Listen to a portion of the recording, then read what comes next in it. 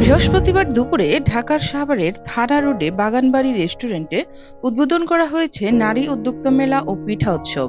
দুদিনব্যাপী এই মেলার উদ্বোধন করেন সাভার হাসপাতাল অনার্স অ্যাসোসিয়েশনের সভাপতি ও বাগানবাড়ি রেস্টুরেন্টের চেয়ারম্যান রোটারিয়ান ওয়াকিলুর রহমান।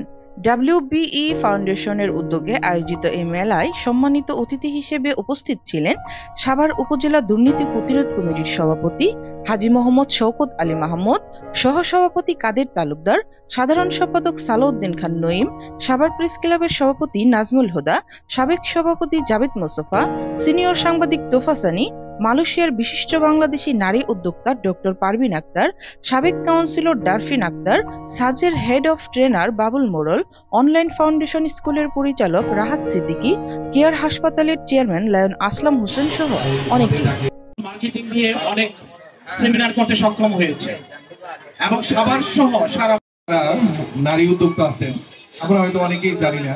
এটাকে প্রকাশ করার জন্য, এটা ফোকাস করার জন্য আজকের এই মেলা আর কি। এটার উদ্যোক্তা হলো ডাব্লিউবি ফাউন্ডেশন। আমাদের এই প্রতিষ্ঠানটা আসলে সবারই একটু ব্যতিক্রম ধর্মী। আমাদের শুরু থেকে 2 বছর আমাদের বাগানবাড়ি রেস্টুরেন্ট, এখন থেকে 2 বছর থেকে শুরু।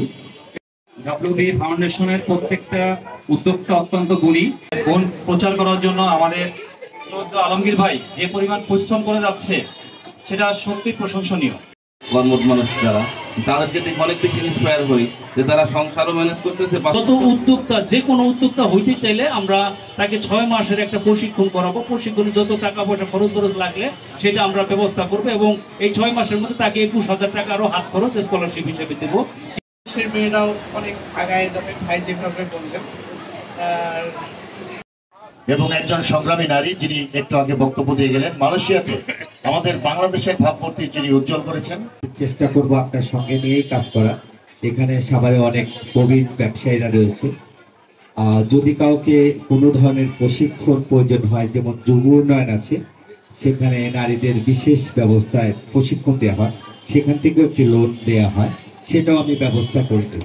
নারীদের যে অংশগ্রহণমূলক একটা ভালো একটা গড়ে উঠেছে, সেখানে আমি দেখে খুব ভালো লাগছে যে এটা একটা চমৎকার উদ্যোগ।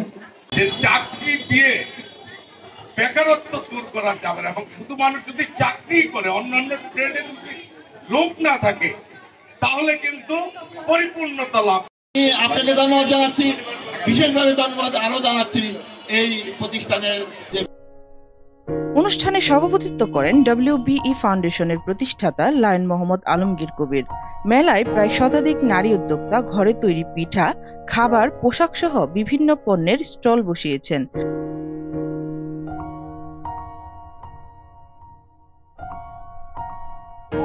বাহারি স্টলের সমাহারে মেলায় ক্রেতার সমাগমও ছিল চোখে পড়ার মতো।